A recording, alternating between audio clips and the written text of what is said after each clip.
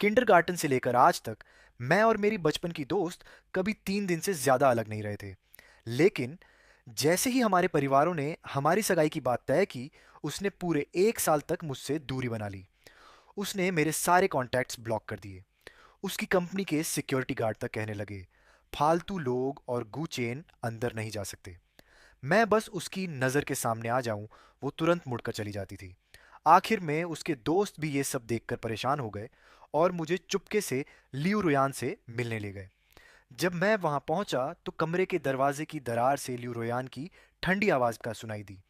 इशारा करते ही दौड़कर आने वाला पालतू कुत्ता। न उसमें कोई काबिलियत है न कोई पर्सनैलिटी। उसके साथ सगाई होने से तो मुझे खुद अपनी वैल्यू गिरती हुई लगती है। मैंने दरवाजे का हैंडल पकड़ा हुआ था, लेकिन दरवाजा आगे नहीं खोला। मेरे पीछे खड़ी झाओ शुए ने जल्दी से मेरे कान ढक दिए। छोटे, दीदी लियू की बातों पर ध्यान मत दो। उसने ज्यादा पी रखी है, बिना सोचे समझे कुछ भी बोल रही है। मैं अभी जाकर उसे सुनाती हूँ। इतना कहकर वह अंदर जाने ही वाली थी कि मैंने उसका बाजू पकड़कर सिर हिला दिया। इतने सालों से मैं बस यही जानना चाहता था कि आखिर लियू रोयान मेरी सगाई से इतनी नफरत क्यों करती है। यहाँ तक कि बात पूरे हाई सोसाइटी सर्कल में फैल गई थी और सबको पता चल गया था। मैंने उसे लगभग 17 साल तक दीदी कहकर बुलाया, लेकिन वो मेरी सगी बहन तो थी नहीं। एक दिन उसे शादी तो करनी ही थी, फिर वो शादी मुझसे क्यों नहीं हो सकती थी।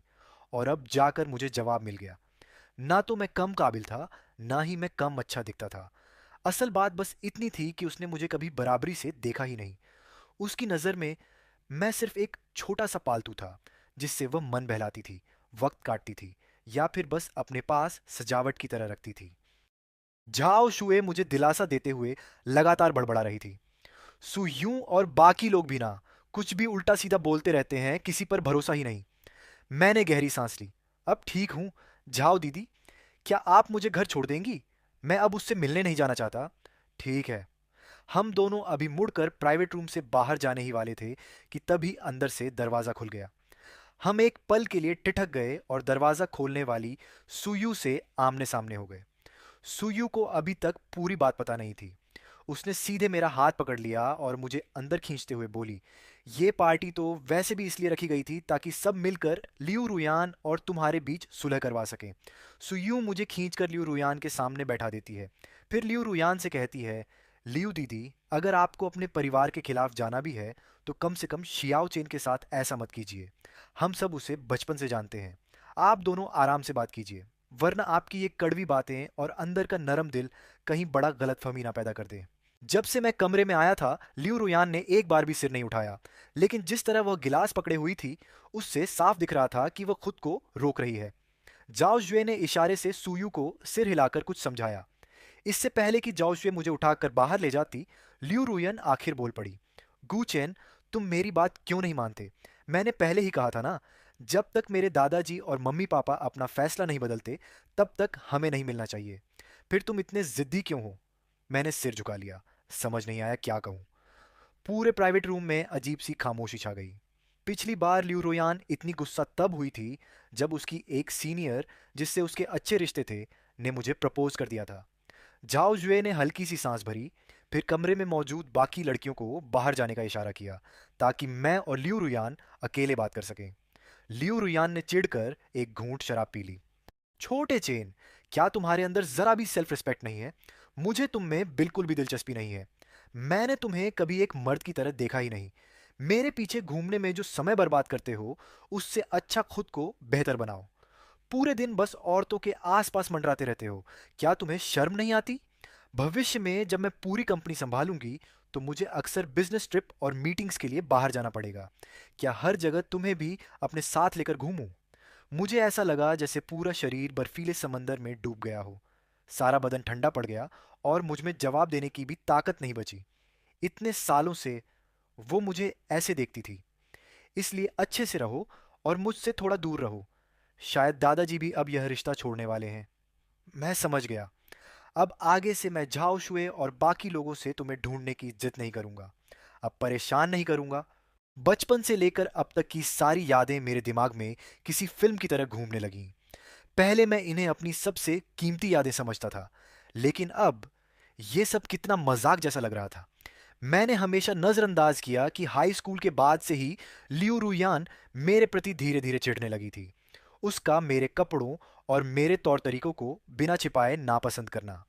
यहाँ तक कि जब उसे पता चला कि सीनियर दीदी ने मुझे प्रपोज किया है, तो उसने अनजाने में कह दिया था, अरे, इसे भी कोई पसंद कर सकता है।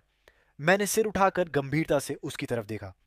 रुयान दीदी, बचपन में आपने मेरी जान बचाई थी।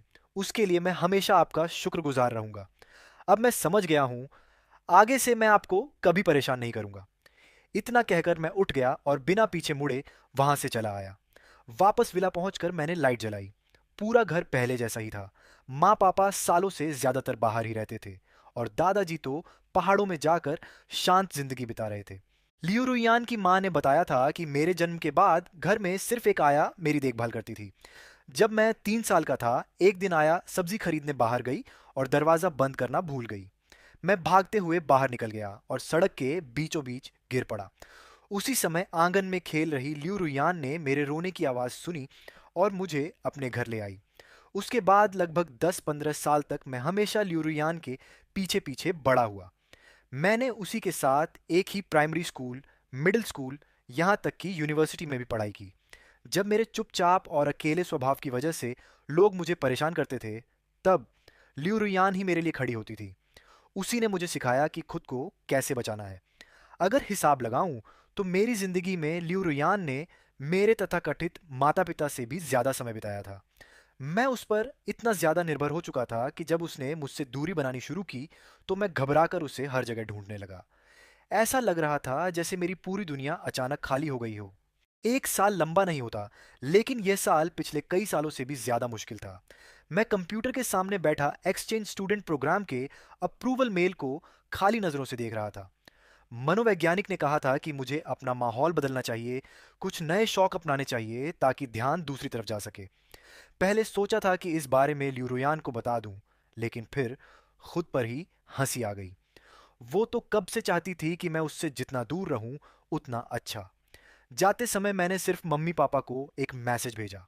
वैसे भी उन्हें शायद कोई खास फर्क नहीं पड़ता। विदेश पहुंचने के बाद बड़ी मुश्किलों से सारे कागजी काम और किराए का घर संभाला, लेकिन जितना मुश्किल मैंने सोचा था, उतना नहीं निकला। कॉलेज शुरू होने से पहले मैं आसपास के कई शहरों में घूमने और नई चीजें देखने चला गया। मनोवैज्ञानिक सही कह रहा था। घर से बाहर निकलने और नई जगह देखने से इंसान की सोच बदलने लगती है, आदतें भी बदल जाती हैं। 3 बार चोरी होने और ना जाने कितनी बार परेशान किए जाने के बाद मैंने फाइटिंग सीखने का फैसला किया। अब मेरे लिए कोई खड़ा होने वाला नहीं था। मुझे खुद को बचाना सीखना था। विदेश में कॉलेज शुरू हुए 2 महीने हो चुके थे। तभी अचानक मुझे जो शू का फोन आया। शियाओ चेन, तुम विदेश चले गए और हमें बताया तक नहीं, वो भी हमें तुम्हारे क्लासमेट से अचानक पता चला। मैंने हल्की आवाज में कहा, बस पढ़ाई के साथ थोड़ा मन बदलने आया हूं। कुछ महीनों में वापस आ जाऊंगा, चिंता मत करो। तो अब वहां तुम्हारी लाइफ कैसी चल रही है? जहां रह रहे हो वो जगह सुरक्षित है ना? सब बहुत अच्छा है। अच्छा है तो ठीक। चाहो तो अपनी दीदी को बता दो, वहां उसके कुछ जानने वाले लोग हैं। जरूरत नहीं, मैं बिल्कुल ठीक हूं।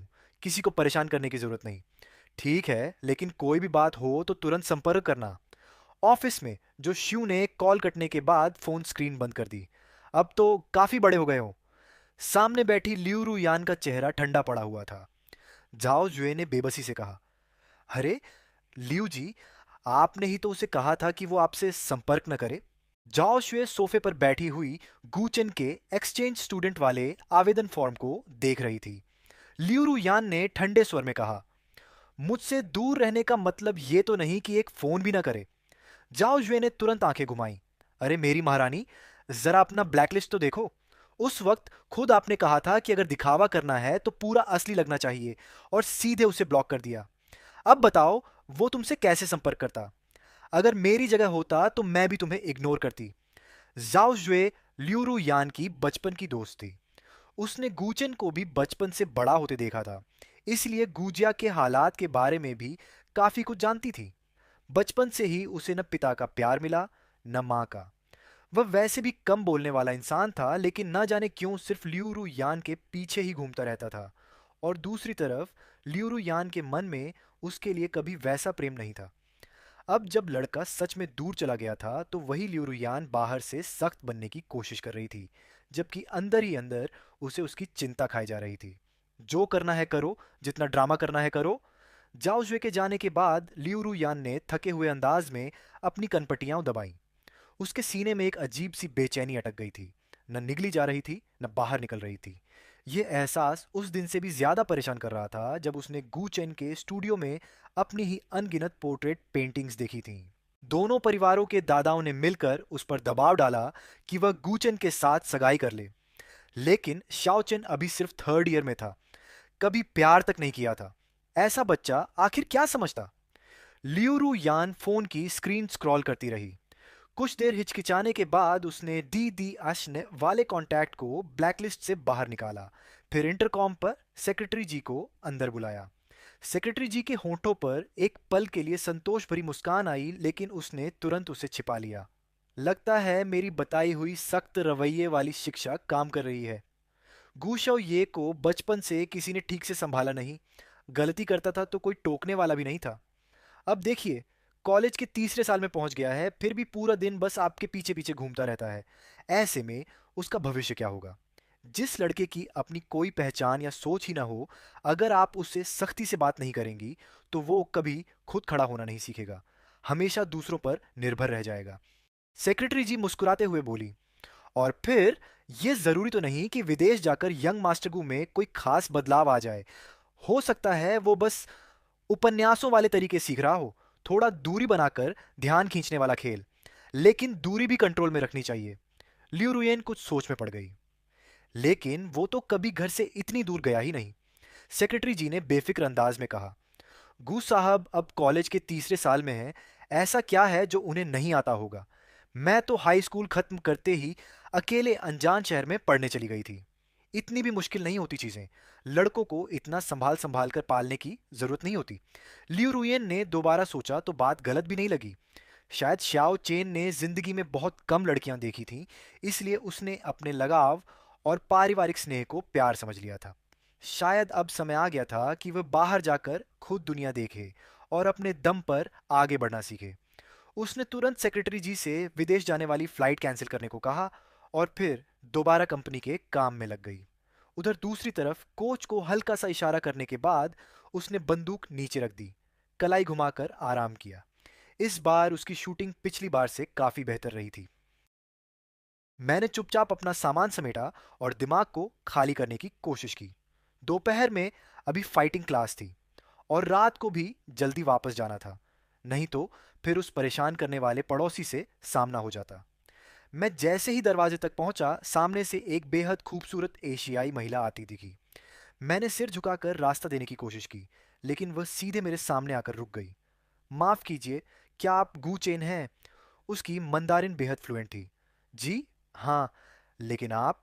मैंने हैरानी से सिर उठाकर पूछा। उस महिला के पूरे व्यक्तित्व में एक अलग ही आत्मविश्वास और ठहराव था। सबसे खास बात, उसकी आंखें गहरे नीले रंग की थीं। वो मेरा नाम बाय निंगबिंग है। मैं लियू रुयान की दोस्त हूँ।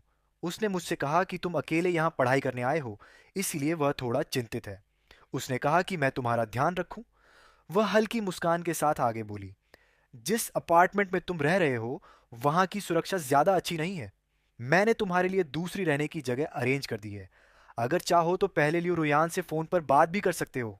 बाई निंगबिंग ने दिल बनाने वाला इशारा किया। हम दोनों बगल वाले कैफे में जाकर बैठ गए। उसने अपना फोन निकाला, किसी को कॉल मिलाई। फोन जुड़ने के बाद उसने थोड़ी देर हालचाल पूछा, फिर मोबाइल मेरी तरफ बढ़ा दिया। Shao Chen Bai Ningbing Bai family से है। उनका लियू फैमिली के साथ थोड़ा बिजनेस संबंध है। रहने की जगह वो तुम्हारे लिए अरेंज कर देगी और रोजमर्रा की किसी भी चीज के लिए तुम उससे पूछ सकते हो। मैंने खुद को संभाला। वह जानी पहचानी आवाज सुनकर ऐसा लगा जैसे मैं फिर उस समय में लौट गया हूं जब लियू रुयान मुझसे दूर भागना शुरू नहीं हुई थी। शायद वक्त की वजह से, शायद इतनी दूरी की वजह से, या शायद पूरे एक साल खुद को उससे दूर रखने का असर था। मुझे वैसा दर्द महसूस नहीं हुआ जैसा मैंने सोचा था। ठीक है, समझ गया। धन्यवाद। फोन के दूसरी तरफ कुछ पल के लिए चुप्पी छा गई। फिर उसने दोबारा कहा, लेकिन किसी कमजोर इंसान की तरह उस पर निर्भर मत हो जाना। थोड़ा खुद से जीना सीखो और अपने अंदर कुछ सुधार लाओ। समझ गया। कॉल खत्म होने के बाद मैंने फोन दोनों हाथों से वापस बाइनिंग बिंग को दे दिया और चुपचाप उसके साथ कार में बैठ गया। चूंकि वह बिजनेस पार्टनर थी तो तय था कि लियू रोयान ने उसे मेरे बारे में कुछ जिम्मेदारी या फायदा दिया होगा। विदेश में अपनी सुरक्षा के लिए मैं बेवजह जिद नहीं करना चाहता था।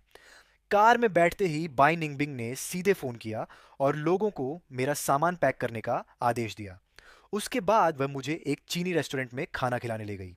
1 घंटे बाद ड्राइवर ने गाड़ी सीधे एक बड़े से एस्टेट के अंदर पहुंचा दी। कू साहब, आइए। धन्यवाद मिस बाई। गाड़ी से उतरते ही मैंने देखा कि बटलर और कई नौकर पहले से इंतजार कर रहे थे। बाई निंगबिंग ने इशारा किया कि मैं उसके साथ अंदर चलूं। तुम मुझे मिस कहकर बुलाने की जरूरत नहीं है।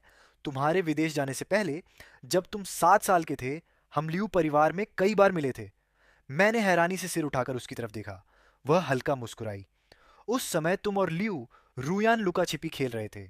दौड़ते हुए तुम सीधे आकर मेरी टांग से टकरा गए थे, फिर जमीन पर बैठकर जोर जोर से रोने लगे थे।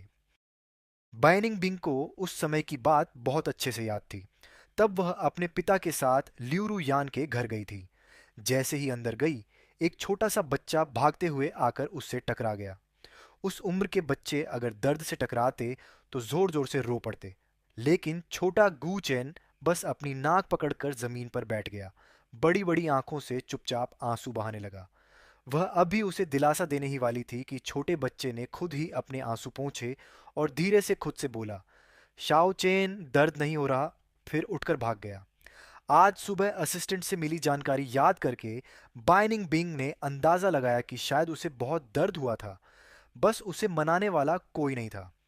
उस समय ल्यूरू यान खुद भी सिर्फ 9 साल की बच्ची थी और लियू परिवार के माता पिता के पास भी इस पड़ोसी बच्चे की देखभाल का समय नहीं था। तब बाइनिंग बिंग ने मन ही मन सोचा था कि अगर इस बच्चे का कोई नहीं है तो क्यों ना उसे अपने साथ विदेश ले जाकर खुद पाले। किसने सोचा था कि 10 साल से भी ज्यादा समय बाद बचपन की वही इच्छा सच हो जाएगी। पता ही नहीं चला और हम दूसरी मंजिल तक पहुंच गए। एक खुला हुआ कमरा था जहां एक महिला और 2-3 नौकर मेरे सामान को व्यवस्थित कर रहे थे। हमें देखकर वह महिला बाहर आई और मुस्कुराकर बोली, बाई मैम, गू साहब, आपने तो कहा था कि इन्हें साउथ वाले फ्लैट में रखना है, फिर अचानक आपके एस्टेट में क्यों ले आए? यह सुनकर मैंने भी सिर उठाकर बाइनिंग बिंग की तरफ देखा। वह थोड़ा असहज होकर अपनी नाक छूते हुए बोली, उधर मेरी कजिन कुछ दिनों के लिए रहने आने वाली है, इसलिए फिलहाल गू साहब को यहीं रखना पड़ेगा। ठीक है। इसके बाद के दिन काफी शांतिपूर्ण बीते। बाइनिंग बिंग ने तीसरी मंजिल के स्टडी रूम में मेरे लिए एक छोटा सा आर्ट स्टूडियो भी बनवा दिया। जब मेरी क्लास नहीं होती तो मैं वहीं बैठकर पेंटिंग करता था। बाइनिंग बिंग भी अक्सर उसी स्टडी में काम करती रहती। कभी कभी वह मेरे पास आकर बैठ जाती, मेरी पेंटिंग्स देखती और मजाक में कहती, मैं अभी से तुम्हारी पेंटिंग संभाल कर रख रही हूँ, क्या पता भविष्य में किसी बड़े मास्टर की कलाकृतियां बन जाए। जब मैंने शूटिंग और फाइटिंग सीखनी शुरू की, तब उसने खुद आगे बढ़कर मेरी कोच बनने की जिद की। मेरे कपड़े हमेशा सिंपल स्पोर्ट्स स्टाइल के होते थे, तो उसने सीधे बड़े लग्जरी ब्रांड से मेरे लिए ढेर सारे मैचिंग आउटफिट्स भिजवा दिए। उसकी पसंद सच में बहुत अच्छी थी। मुझे खुद भी नहीं पता था कि मैं इतने स्टाइलिश और हैंडसम लग सकता हूँ। मुझे लगा था कि मेरी जिंदगी ऐसे ही शांत तरीके से चलती रहेगी। लेकिन एक दिन मुझे एहसास हुआ कि पूरे एस्टेट का माहौल कुछ अलग है। तभी बटलर ने आकर मेरे कमरे का दरवाज़ा खटखटाया। गू साहब, एस्टेट की पूरी सफाई और बड़ा काम होने वाला है, इसीलिए आपको कुछ दिनों के लिए होटल में रहना होगा। ड्राइवर और नौकर भी आपके साथ रहेंगे। आपकी रोज़मर्रा की जिंदगी पर कोई असर नहीं पड़ेगा। मैंने उंगलियों से दरवाजे के फ्रेम को हल्के से खुरचा। कुछ पल हिचकिचाने के बाद आखिर पूछ ही लिया, तो क्या दीदी बाई भी होटल में रहेंगी? उस पल मेरा दिल अचानक भारी हो गया। ना जाने क्यों यह सब मुझे बहुत जाना पहचाना सा लग रहा था। क्या बाई निंगबिंग भी अब मुझसे परेशान हो गई थी, जबकि मुझे यहाँ रहते हुए अभी सिर्फ 3 महीने ही हुए थे। मैडम को बिजनेस ट्रिप पर जाना है। उनके लौटने के बाद वो खुद आकर आपको वापस ले जाएंगी। मैंने हाथ कसकर भींच लिया, दिल में उठ रही कसक को दबाया और धीरे से कहा, ठीक है, कब निकलना है? अभी भी जा सकते हैं। मैं कपड़े बदल कर आता हूँ। दरवाज़ा बंद करते ही मैं खुद पर हल्का सा हंस पड़ा। कुछ नया तो था नहीं, ये पहली बार थोड़ी था। इन 3 महीनों में बाय निंगबिंग के साथ बिताए समय को याद करते हुए कई बार मुझे लगता था जैसे मुझे अपने जैसा कोई इंसान मिल गया हो। उसकी कुछ आदतन हरकतें, छोटी छोटी ऑब्सेसिव आदतें और मेरे कहे हर शब्द को जिस तरह वो समझता था। लेकिन छोड़ो, शायद सच में उसे कोई ज़रूरी काम होगा। मैं बैकपैक लेकर नीचे उतरा। पूरे मेंशन में अब लगभग सारे नौकर जा चुके थे, सिर्फ बटलर और ड्राइवर बाहर मेरा इंतजार कर रहे थे। अचानक मेरे दिमाग में अजीब सा ख्याल आया, कहीं बायनिंग बिंग दिवालिया तो नहीं हो गया। मैं खुद ही अपनी सोच पर हंस पड़ा, लेकिन हंसते हंसते पानी गलत जगह अटक गया और खांसी छूट गई। मैंने बटलर को हाथ से इशारा किया और तुरंत मुड़कर किचन में पानी लेने भाग गया। अब तक भी मुझे इस हवेली की पूरी तरह आदत नहीं हुई थी। जगह इतनी भी बड़ी नहीं थी, लेकिन छोटी भी नहीं। पानी पीकर लौटते समय मैं एक आधा खुला कमरा पार कर रहा था, तभी अंदर से कांच टूटने की हल्की आवाज आई। मैं ठिठक गया। अभी तो कहा गया था कि सब लोग जा चुके हैं, तो फिर अंदर कौन है? क्या बायजू बिंग ने कोई पालतू जानवर रखा है, या फिर कोई इंसान? जिज्ञासा सच में मुसीबत बुला लेती है। मैं वापस रसोई में गया, वहां से एक चाकू उठा लाया और फिर उस आधे खुले दरवाजे को धीरे से धक्का देकर खोला। दरवाजे के पीछे नीचे जाती सीढ़ियां थीं। ये बेसमेंट है क्या? सीढ़ियों के किनारे लगी लाइटें जल रही थीं और दीवारों पर खूबसूरत भित्ति चित्र बने हुए थे। मैंने एक हाथ में मोबाइल और दूसरे में चाकू पकड़ा, फिर धीरे धीरे नीचे उतरने लगा। नीचे जाकर एक और दरवाजा दिखाई दिया। मैंने सोचा यहीं रुक जाना चाहिए, अगर अंदर कोई खतरा हुआ तो। मैं मुड़कर जाने ही वाला था कि तभी अंदर से एक जानी पहचानी आवाज में सुनाई दी। भले ही वो सिर्फ दबा हुआ कराहने जैसा स्वर था, लेकिन मैं तुरंत पहचान गया। वो बायजू बिंग की आवाज थी। मैंने मुड़कर दरवाजा खोल दिया। अंदर जमीन पर टूटा बिखरा बैठा इंसान सच में वही था। फर्श पर रेड वाइन की बोतल के टूटे हुए टुकड़े फैले पड़े थे। बायजू बिंग के दाहिने हाथ में कांच का एक टुकड़ा कसकर पकड़ा हुआ था और बायां हाथ दीवार पर मुक्के मारने की वजह से बुरी तरह लहूलुहान हो चुका था। उस पल मेरे सामने दो ही विकल्प थे, दरवाजा बंद करके भाग जाऊं या फिर बेवजह की दया दिखाऊं। आखिरकार मैं दरवाजे के पास ही खड़ा होकर बोल पड़ा, बायजू बिंग, तुम ठीक हो? जमीन पर बैठा उसका शरीर अचानक जड़ हो गया। पूरा बदन तन गया, जैसे उसे उम्मीद ही नहीं थी कि कोई उससे बात करेगा। फिर उसने मुड़कर दरवाजे पर खड़े मुझे देखा। शाओ चेन, तुम यहां तक कैसे पहुंचे? क्या बटलर तुम्हें लेकर नहीं गया? बायजू बिंग ने हमेशा की तरह एक नरम मुस्कान खींची। अगर उसके कांपते हुए बाएं हाथ को नजरअंदाज कर दिया जाए तो वह बिल्कुल सामान्य लग रहा था। मैं कई मिनट तक उलझा खड़ा रहा। अब तो मुझे खुद पछतावा होने लगा था कि मैंने उसे आवाज क्यों दी। तो मैं पहले चला जाता हूं, तुम्हें परेशान नहीं करूंगा। हाथ की चोट का ध्यान रखना, इलाज करवा लेना। मैं दरवाजा बंद करने ही वाला था कि अचानक औरत की धीमी सी विनती सुनाई दी। मत जाओ, मैं तुम्हें नुकसान नहीं पहुंचाऊंगी। डरो मत। बस बुरे सपनों की वजह से नींद नहीं आ रही? श्याओ चेन, क्या तुम थोड़ी देर मेरे साथ रह सकते हो? मैं बेसमेंट से बाहर आया तो देखा कि बटलर अभी भी दरवाजे पर खड़ा था। कू साहब, अब आपका क्या इरादा है? मैं उसकी देखभाल करूंगा। अभी वाइट दीदी ने आपको फोन किया होगा। जी गू साहब, मिस बाई को कोई डरावनी बीमारी नहीं है, बस उनकी माँ की बरसी करीब आ रही है, इसलिए उनके मन पर पुराना साया फिर से लौट आया है। मैं मेडिकल बॉक्स लेकर दोबारा बेसमेंट में गया, उसे सहारा देकर बिस्तर पर बैठाया और उसके घावों पर पट्टी बांधने लगा। तुम पूछोगे नहीं? पूछूंगा नहीं, लेकिन अगर तुम कहना चाहो तो मैं सुन सकता हूं। कुछ नहीं। ठीक है। उसके बाद 3 दिन तक सब कुछ ऐसे चलता रहा जैसे कुछ हुआ ही ना हो। लेकिन मेरे और बाई निंगबिंग के बीच एक हल्का सा अनकहा एहसास पैदा हो गया था। शाओ चेन, क्या तुम मेरी एक मदद कर सकते हो? बाई निंगबिंग मेरे पास बैठी थी, होठों पर हल्की मुस्कान ली। बिल्कुल कर सकता हूं। बाई निंगबिंग ने भौहें उठाई। मैंने अभी ये तो बताया ही नहीं कि कैसी मदद। बाई दीदी जैसी हैसियत और दौलत वाली इंसान को मैं कोई चीज़ दिलाने में मदद नहीं कर सकता। मेरे ज़्यादा सोशल कॉन्टैक्ट्स भी नहीं हैं, इसलिए किसी से मिलवाने वाली बात भी नहीं हो सकती। तो फिर बस मैं खुद ही थोड़ा काम का हूँ। या तो पेंटिंग बनवानी होगी, या फिर आपको किसी मौके पर मेरे साथ जाना होगा। मैंने कंधे उचकाए। ज़्यादा संभावना यही थी कि वह चाहती थी मैं उसके मेल पार्टनर की तरह किसी इवेंट में साथ चलूं। काफ़ी स्मार्ट हो, वह मुस्कुराई। मैं तुम्हें अपनी मौसी मैडम ग्वार्दी के डिनर पार्टी में इनवाइट करना चाहती हूँ। मेरी मौसी को हमेशा मुझे अपने जान पहचान वाले रईस घरानों के लड़कों से मिलवाने का बड़ा शौक था। हर बार उनके हाथों से बचकर निकलना मेरे लिए काफ़ी मुश्किल हो जाता था। पहले मेरे आसपास कोई ऐसा पुरुष नहीं था जिससे मेरी खास नज़दीकी हो, लेकिन अब तुम आ गए हो तो बिल्कुल सही मौका मिल गया। मैंने बिना झिझक तुरंत हामी भर दी। हालांकि बचपन से मुझे किसी ने खास तौर पर संभाला या सिखाया नहीं था, लेकिन पैसों और सुविधाओं की कभी कमी नहीं रही। इसीलिए जो भी सीखना ज़रूरी था वो मैंने खुद लोगों को ढूंढ कर सीख लिया था। उसी दिन सुबह बाई निंगबिंग खुद मेरे कमरे में सूट लेकर आई। पूरा डिज़ाइन बेहद शाही और दमदार था। कपड़े बदलने के बाद स्टाइलिस्ट ने उसी सूट के हिसाब से मेरे बाल भी सेट किए। मैं दूसरी मंजिल पर खड़ा था। आवाज़ सुनकर बाई निंगबिंग ने सोफे से सिर उठाया। जैसे ही उसकी नज़र मुझ पर पड़ी, उसकी गहरी आंखें हल्का सा फैल गईं। उसने बिना कोई परवाह किए अपनी हैरानी और मेरे लिए तारीफ भरी नज़रें साफ जाहिर कर दी। फिर वह तेजी से सीढ़ियों की ओर बढ़ी और मेरे लिए हाथ बढ़ाने लायक एक सीढ़ी ऊपर रुक गई। मैंने हल्का सा झुककर एक जेंटलमैन की तरह अभिवादन किया और अपना हाथ आगे बढ़ाया। इस खूबसूरत राजकुमारी को क्या मेरे साथ इस डिनर पार्टी में चलना मंजूर होगा? वह खुद को हंसने से रोक नहीं पाई। तुम सच में बहुत बचकाने हो। उसने अपना हाथ मेरे हाथ पर रख दिया। दोनों नीचे उतरने ही वाले थे कि उसने महसूस किया सामने खड़ी महिला हिली ही नहीं। वह उलझन में ऊपर देखने लगी और आंखों से पूछा, क्या हुआ? शाओ चेन, यहाँ आने के बाद ये पहली बार है जब मैंने तुम्हें मुस्कुराते देखा है।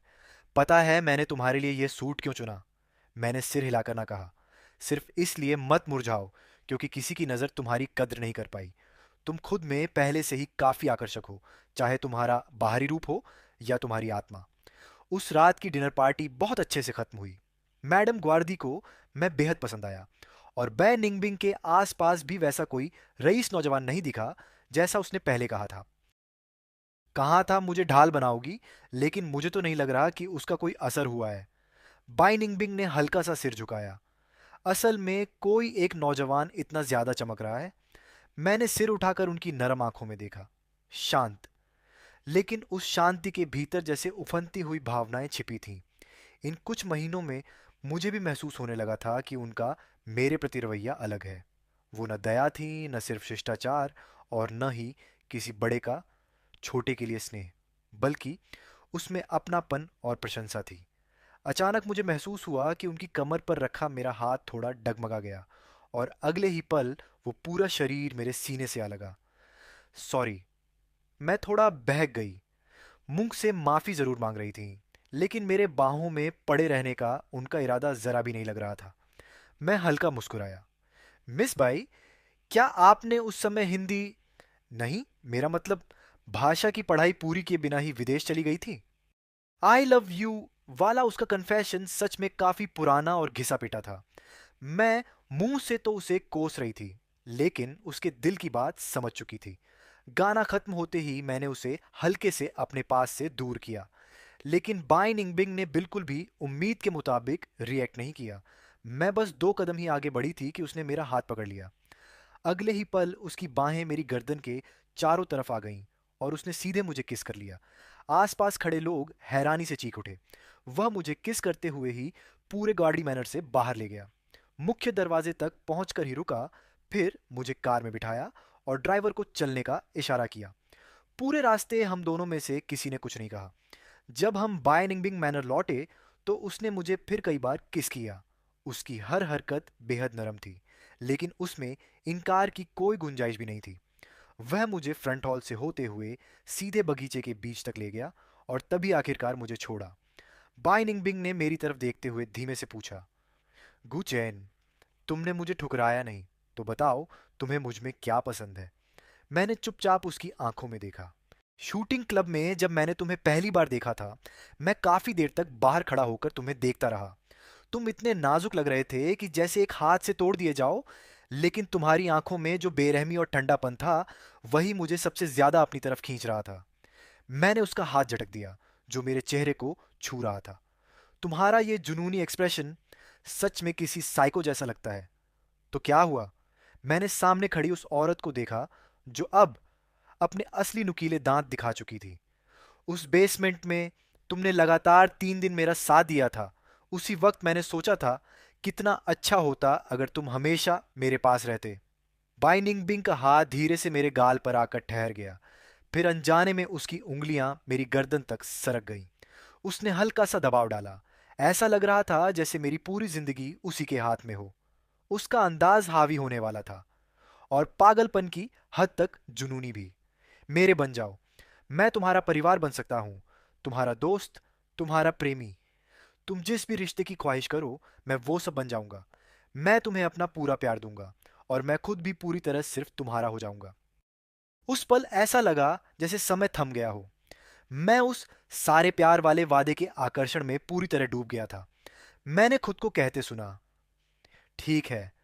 उसकी बेचैन सांसें धीरे धीरे शांत हो गईं, जैसे किसी ने मुझे फिर से ऑक्सीजन दे दी हो, और साथ ही जैसे वह मेरी पूरी आत्मा को निगल लेना चाहता हो। अगली सुबह मैं फोन की घंटी से जागा। मेरा फोन तो हमेशा साइलेंट पर रहता था। इस देश में आने के बाद मैंने अपना नंबर बायजू बिंग के अलावा किसी को नहीं दिया था। घंटी लगातार बज रही थी, और मेरा सिर दर्द से फटने लगा। मैं झुंझलाकर उठने ही वाला था कि फोन उठाकर फेंक दूं, तभी एक हाथ धीरे से मेरे चेहरे पर आकर ठहर गया। वह हल्के हल्के मुझे शांत करने लगा, जिससे मैंने अपने होंठों को दांतों से काटना छोड़ दिया। मेरे कानों में बाइजू बिंग की धीमी आवाज गूंजी, कुछ नहीं, मेरा फोन है। ये कहकर उसने फोन उठाया, स्क्रीन पर नजर डाली। न उसने कॉल काटी, न रिसीव की। मैंने आंखें खोली। बाइजू बिंग अभी भी मेरे सीने से लगा हुआ था। मैंने ऊपर देखा तो उसने हल्की मुस्कान के साथ भौहें उठाई। ल्यूरू यन है, उठाऊं? उस औरत ने झुककर मेरे होंठों पर हल्का सा किस किया। मैंने आंखें घुमाई और हाथ बढ़ाकर कहा, फोन मुझे दो। बाई निंगबिंग ने कहा, सुना है कल तुम शाओ चेन को डांस पार्टी में लेकर गए थे। सच में उसका ख्याल रखने के लिए धन्यवाद। वो ऐसे मौकों का आदी नहीं है। उसने तुम्हें कोई परेशानी तो नहीं दी? मैं हल्का सा खांस कर बोला, मैंने निंगबिंग को कोई परेशानी नहीं दी, बल्कि उसकी हर बात मानी। इतनी मानी कि एक ही बिस्तर तक पहुंच गए। मन ही मन मैंने कल रात वाली खुद की हालत को कोसा, जब उस औरत की बातों में पूरी तरह बहक गया था। बाई निंगबिंग मुस्कुराई। शाओ चेन, सुबह जल्दी उठने की आदत अच्छी है, इसे बनाए रखना। शायद लियू रुयान को लगा कि हम दोनों पहले ही उठकर नाश्ता कर चुके हैं, इसलिए मैंने भी कुछ समझाने की जरूरत नहीं समझी। ठीक है दीदी। कुछ देर बेकार की हल्की फुल्की बातें करने के बाद लियू रुयान ने फोन काट दिया। उधर लियू रुयान अपने कुछ दोस्तों के साथ गोल्फ कोर्स में खड़ी थी। फांग परिवार की छोटी बेटी बड़े गर्व से बोली, देखा, मैंने कहा था ना। कल मेरी बहन मैडम गोल्डी की डिनर पार्टी में गई थी, और उसने एक नज़र में ही पहचान लिया कि वो लड़का लियू दीदी के घर वाला गू दीदी है। लियू रुयान ने फोन की कॉल स्क्रीन को देखते हुए गहरी और समझ न आने वाली नजरों से देखा। कोई फोटो है? हाँ, है ना। मेरी दीदी ने मुझे भेजी थी। कुछ छोटे भाई ने देश में रहते हुए कभी इतना स्टाइलिश ड्रेसअप नहीं किया। कहीं ऐसा तो नहीं कि तुम उसकी बड़ी बहन बनकर उसे ऐसे कपड़े पहनने ही नहीं देती थी? फांग में अभी भी बेफिक्री से मजाक कर रही थी, लेकिन कुछ सूखी हंसी के बाद उसे माहौल का अजीबपन महसूस हुआ। फोटो मुझे दिखाओ। लियू रुयान की आवाज पूरी तरह ठंडी हो चुकी थी। ठीक है। जैसे ही फांग मेई ने चैट खोली, लियू रुयान ने तुरंत फोन छीन लिया। फांग परिवार की बड़ी बेटी ने 10 से ज्यादा तस्वीरें भेजी थीं। कुछ में गू चेन और बाई निंगबिंग हाथों में हाथ डालकर हॉल में एंट्री कर रहे थे। कुछ में दोनों डांस फ्लोर पर साथ नाच रहे थे, और कुछ में बाई निंगबिंग ने गू चेन को दीवार के कोने में रोक रखा था, फिर उसे किस करके वहां से चला गया था। साथ ही फांग परिवार की बड़ी बेटी ने कुछ मैसेज भी भेजे थे। छोटी बहन देखना, ये दोनों पक्का रिलेशनशिप में है ना? माँ तो कह रही थी कि जाकर उससे मिलो भी, लेकिन पता चला कि वो तो पहले से ही किसी का हो चुका है। सच कहूं तो गू परिवार का छोटा बेटा बहुत ही हैंडसम है। ये सुनते ही लियू रुयान का चेहरा और भी काला पड़ने लगा, जबकि फांग मेई लगातार बोलती जा रही थी, दीदी, जरा धीरे फोन पकड़ो, अभी टूट जाएगा। उसने जल्दी से अपना फोन उसके हाथों से छुड़ाया। जाओ जुए ने भी फोटो देखी, और हल्की सांस लेकर लियू रुयन को समझाने की कोशिश की। छोटा चेन सूट पहनकर सच में काफी अच्छा लग रहा है। अब तो वो पार्टी में भी आने लगा है, मतलब पहले से बेहतर हो रहा है। लेकिन लियू रुयान ने झटके से उसके कंधे पर रखा हाथ हटा दिया और दांत भींचकर बोली, बै निंगबिन, मुझे नहीं पता था कि तुम ऐसे इंसान हो। बाय निंगबिन के साथ रहने के बाद मुझे अचानक लगने लगा कि पूरी दुनिया ही बदल गई है। रिश्ता तय होने के अगले ही दिन उसने अपनी सारी संपत्ति ट्रांसफर करने वाले कागज मेरे हाथ में दे दिए। उसने अपने नाम की सारी प्रॉपर्टी, यहाँ तक कि जिस हवेली में हम रहते थे, वो भी मेरे नाम कर दी। और विदेश व देश में उसकी ज्यादातर कंपनियां भी मेरे हवाले कर दी। क्या तुम पागल हो गए हो? स्टडी रूम में बाइनिंग बिंग मेरी गोद में बैठी थी और ढेर सारे प्रॉपर्टी ट्रांसफर के कागज पलट रही थी। नहीं, मतलब, अगर मैंने तुम्हारे साथ रहने के लिए हाँ ही नहीं की होती, अभी हमारी शादी भी नहीं हुई, अगर मैं सारे पैसे लेकर भाग जाता तो।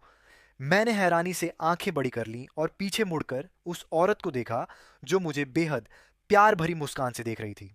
हाँ, मैं सच में पागल हूं, एक बड़ा पागल, जो एक छोटे पागल के साथ है, बिल्कुल मेड फॉर ईच अदर। और जान, जब तुम ऐसे हैरान होते हो ना, बिल्कुल छोटे बिल्ली के बच्चे जैसे लगते हो, बहुत प्यारे। अब सोचती हूँ तुम्हें और क्या गिफ्ट दूं। मैंने तुरंत उसका मुंह ढक दिया। इतनी बड़ी उम्र में भी प्यार में डूबी हुई ये औरत कितनी ज्यादा चीजी बातें करती है। खैर, अपनी चुनी हुई औरत है तो प्यार भी खुद ही करना पड़ेगा। शाओ चेन, अब से ये जगह हमारा घर है। बाई निंगबिंग ने अपना सिर मेरी गर्दन में छिपा लिया। मैं स्टडी रूम में फैलती धूप को देख रहा था। हवा में एक मीठी सी खुशबू घुली हुई थी। मैंने गहरी सांस ली और उस एहसास को अपने अंदर भर लिया। हाँ, मैं आज तक कभी इतना खुश नहीं रहा। अब हमारा भी एक घर है। हम दोनों अभी अपनी छोटी सी दुनिया की खुशी में खोए हुए थे कि तभी मेरा फोन बज उठा। पिछली बार जब बाई निंगबिंग को पता चला था कि मुझे रिंगटोन से डर लगता है, तब उसने मेरे सारे फोन की रिंगटोन बदलकर अपनी गुनगुनाई हुई धुन लगा दी थी। सच कहूं तो उसकी आवाज मुझे बेहद सुकून देती थी। मैंने फोन उठाकर देखा, वीचैट कॉल थी। कॉल करने वाली माँ थी। कोई बात नहीं, उठाओ। बाई निंगबिंग पीछे से मेरे कानों को हल्के से चूमते हुए बोली। मैंने खुद को संभाला और कॉल रिसीव कर ली। गू चेन, तुम वापस देश कब आ रहे हो? अभी 5 महीने बाकी हैं। लियू परिवार के दादाजी अगले हफ्ते जन्मदिन की दावत रख रहे हैं। तुम वापस आकर उसमें शामिल हो जाना। ठीक है। क्या तुम्हारा लियू रोयान से झगड़ा हुआ है? नहीं। तो फिर उसने मुझे फोन क्यों किया? ऐसी बेकार बातों के लिए आगे से मुझे परेशान मत करना। ठीक है। कटे हुए फोन को देखते हुए मैं काफी देर तक खोया रहा। बाय निंगबिन, लगता है अब मुझे दुख नहीं होता। अब तो मैं ये भी नहीं जानना चाहता कि वो मुझसे नफरत क्यों करती है। बाई निंगबिन ने मुझे अपनी तरफ घुमाया, धीरे से मेरे बालों को सहलाया और फिर मेरे माथे पर एक हल्का सा चुंबन रखा। अच्छा बच्चा। मैंने अपना माथा छुआ, लेकिन आंसू अचानक काबू से बाहर हो गए। मैं सीधे उसकी बाहों में जा गिरा और फूट फूट कर रोने लगा। रो लो, सब बाहर निकाल दो। अब तुम्हें आगे कभी कोई तकलीफ नहीं सहनी पड़ेगी। मैं और बाई निंगबिन दादाजी लियू के जन्मदिन से एक दिन पहले वापस लौटे। मैं उसे मैं उसे अपने साथ गू परिवार की विला में ले आया। मेरे स्टूडियो में लगी पेंटिंग्स देखकर बाई निंगबिन पूरी रात जलती रही। आखिर मुझे उसे मनाने के लिए वादा करना पड़ा कि आगे से मैं उसके लिए और भी ज्यादा पेंटिंग्स बनाऊंगा। जब बाई निंगबिन मेरा हाथ थामकर मुझे भोज हॉल में लेकर पहुंचा, तब तक वहां काफी लोग आ चुके थे। अभी तक लियू परिवार के लोग नहीं दिखे थे। बाई निंगबिन को तुरंत ही कुछ लोगों ने घेर लिया और उससे हालचाल करने लगे। मैं चुपके से उस भीड़ से निकलकर एक शांत कोने में चला गया और छोटा सा केक खाने लगा। घू साहब, मैंने सिर उठाया। सामने सफेद सूट पहने जी सचिव था, वही आदमी जिसे मैं सबसे ज्यादा नापसंद करता हूँ। जी सचिव ने जैसे मेरी आंखें घुमाने वाली नाराजगी को देखा ही ना हो और आकर मेरे पास बैठ गया। घू साहब तो वापस आ गए। मुझे लगा था कि तुम में थोड़ी इज्जत होगी और तुम रोयान के पीछे पड़ना छोड़ दोगे।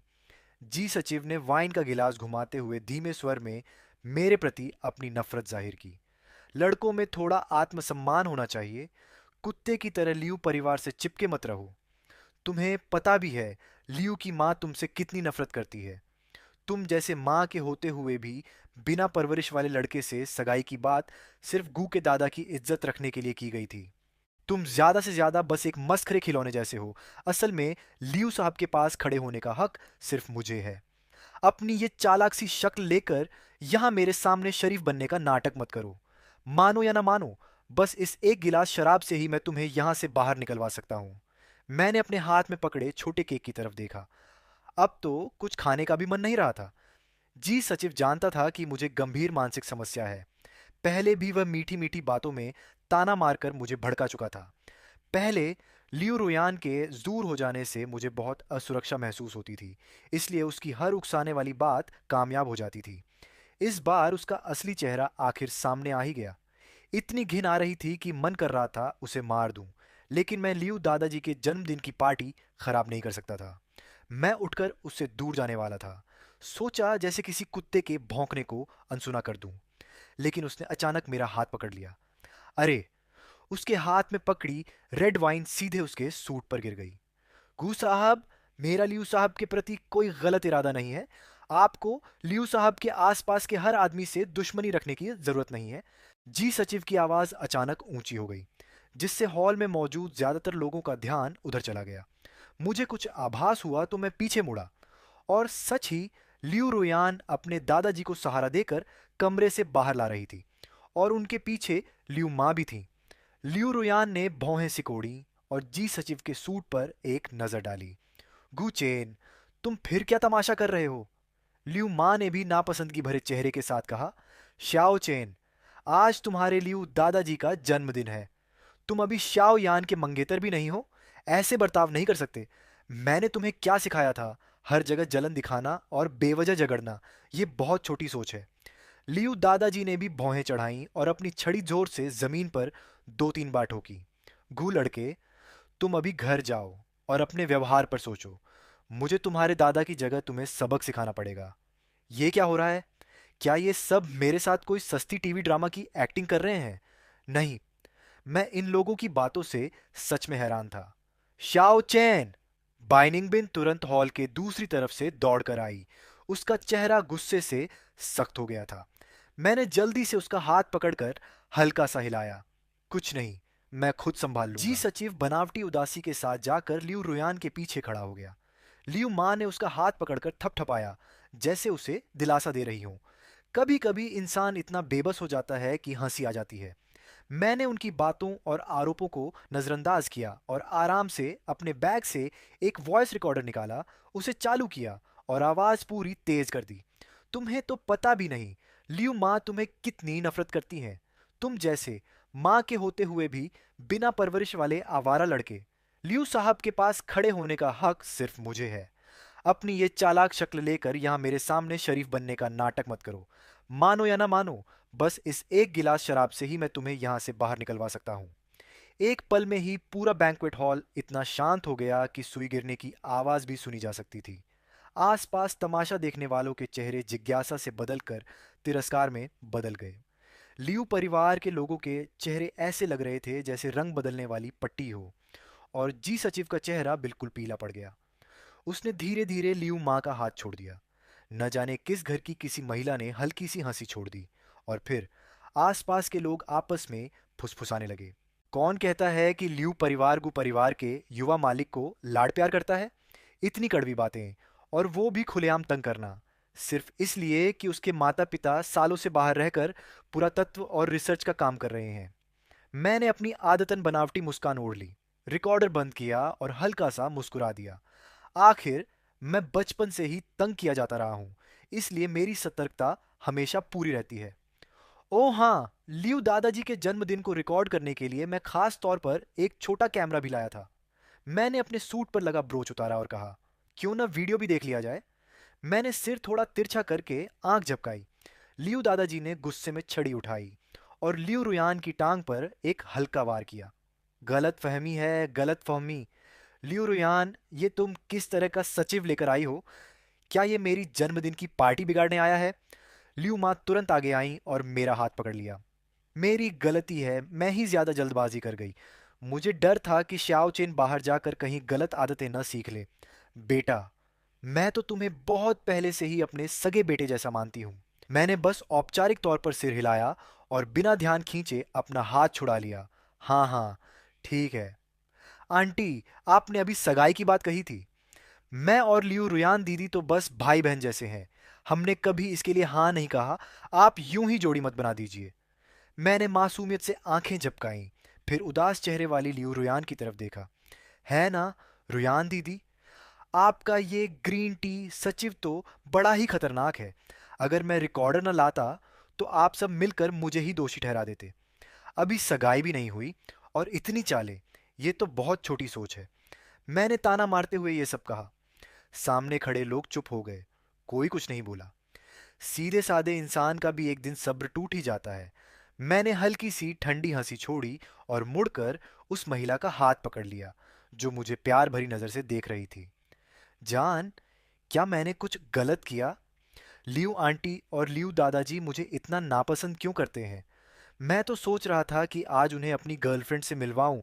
मैंने बाई निंगबिंग को अपनी बाहों में खींच लिया और उसके गाल पर हल्का सा चुंबन दिया। चलो, हम इन लोगों से थोड़ा दूर चलते हैं। ठीक है। बाई निंगबिंग ने सिर उठाया, अपनी मुस्कान समेट ली और लियू दादाजी की ओर देखा। जब यहाँ हमारा स्वागत नहीं है तो मैं और श्याओ चेन अब ज्यादा देर नहीं रुकेंगे। हम चलते हैं। लियू परिवार के जवाब देने का इंतजार किए बिना उसने मुझे थामकर बाहर की ओर ले जाना शुरू कर दिया। श्याओ चेन, रुको जरा। आखिरकार लियू रुयान ने आवाज दी, जैसे मुझे रोकना चाहती हो। लेकिन मैं और बाई निंगबिंग एक दूसरे को देखकर मुस्कुरा दिए और बिना रुके आगे बढ़ते रहे।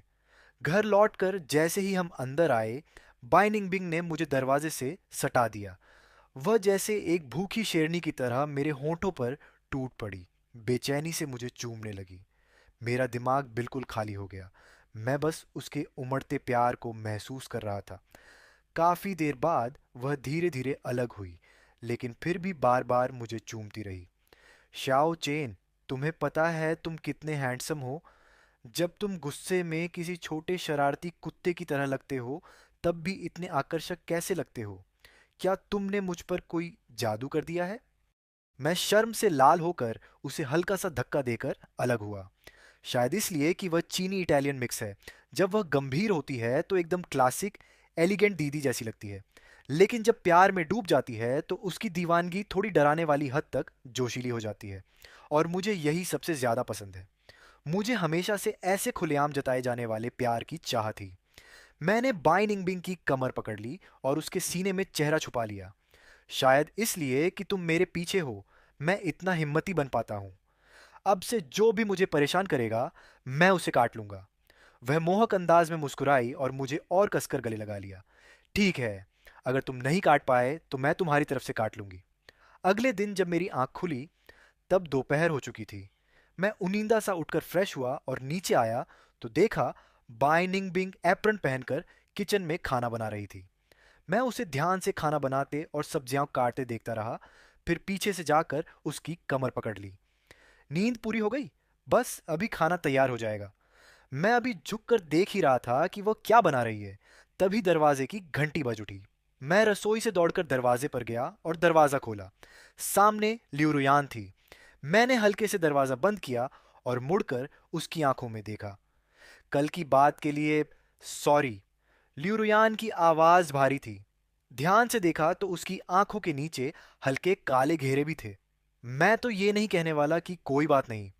यहाँ एक कहावत बिल्कुल सही बैठती है, अगर माफी से सब ठीक हो जाता तो पुलिस की क्या जरूरत होती। और कुछ काम है, मुझे वापस जाकर खाना खाना है। कल तुम और बाई निंगबिन क्या सिर्फ मुझे जलाने के लिए थे? हमारे बीच की बातों में किसी तीसरे को मत लाओ। और बाई दीदी रोज बहुत व्यस्त रहती हैं, उन्हें बार बार परेशान मत किया करो। मैंने उसकी आंखों में देखते हुए साफ साफ कहा। नहीं, ये सब तुम्हें जलाने के लिए नहीं था। बाई निंगबिन मेरी गर्लफ्रेंड है, वो कोई बाहरी नहीं, मेरे अपने लोगों में से है। लियू रुयान कुछ पल के लिए स्तब्ध रह गई। फिर उसने अविश्वास में अपनी आंखें बड़ी कर लीं और उसकी आवाज भी ऊंची हो गई।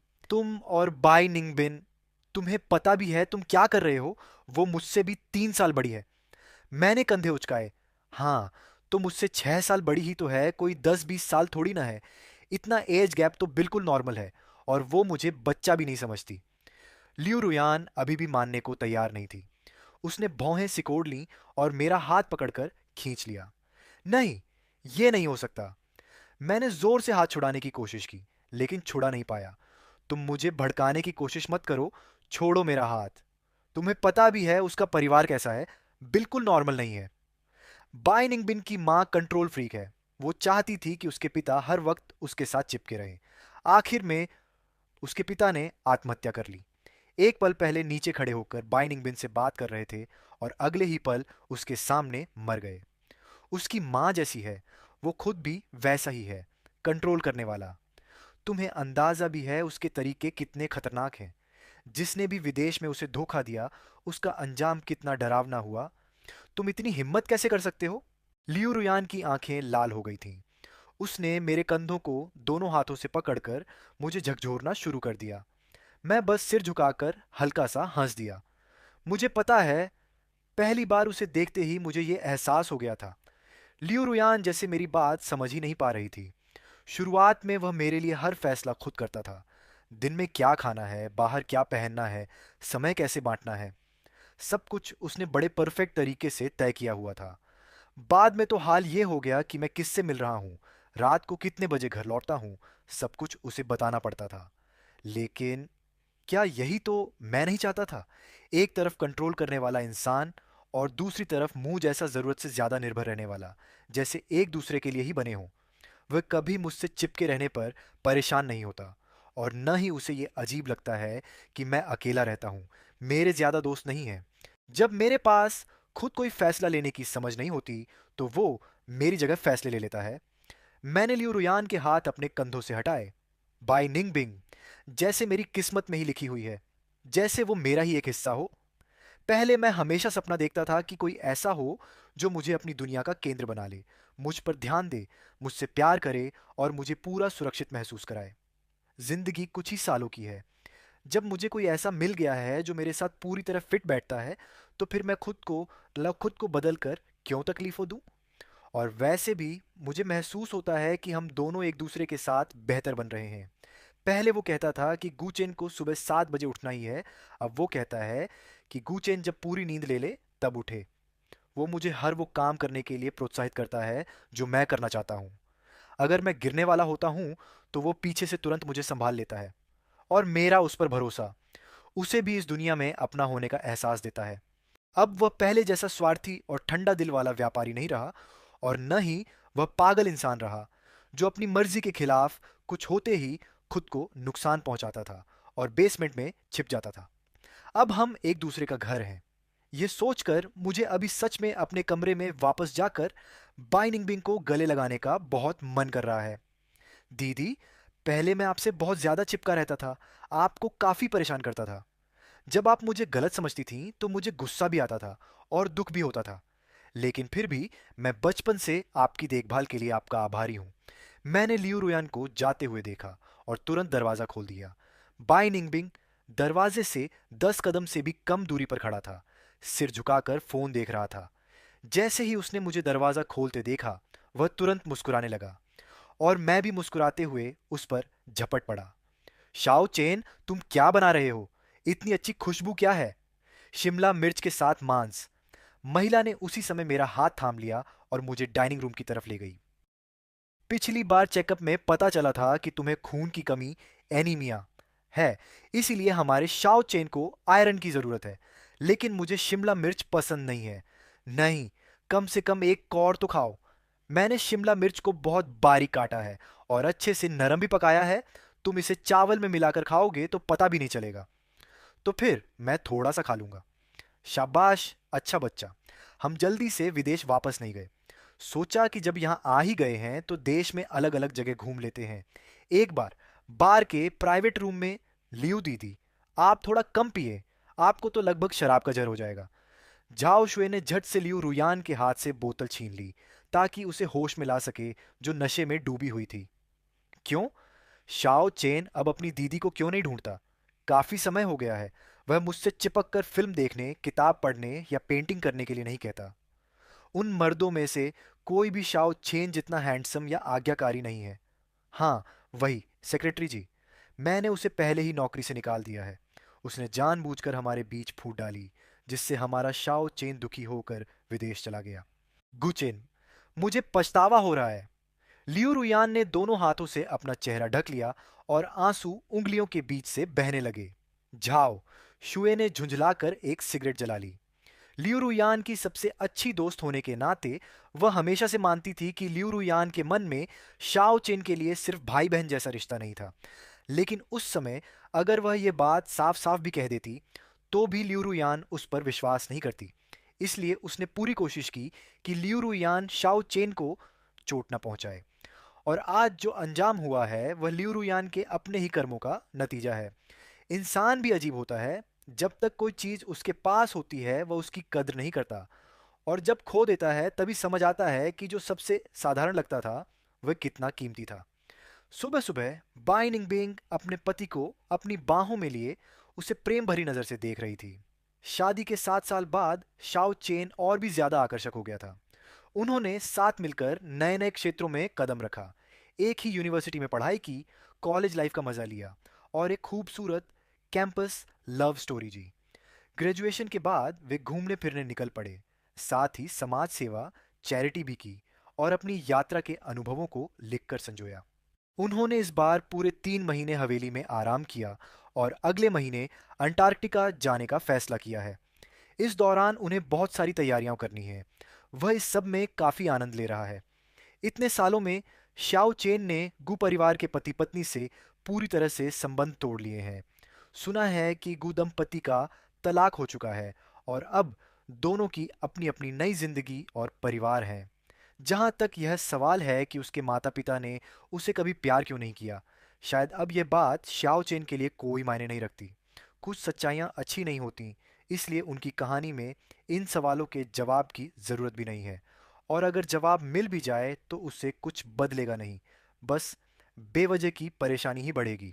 जहाँ तक लियू रुयान की बात है, उसकी कहानी और भी ज़्यादा उलझी हुई है और आज भी पूरी तरह सुलझी नहीं है। उसने उस समय के सचिव जी से शादी कर ली। ये सच में हैरान करने वाली बात है। उस समय सचिव जी ने लियू रुयान के नशे में होने का फ़ायदा उठाकर उसे दवा दे दी थी।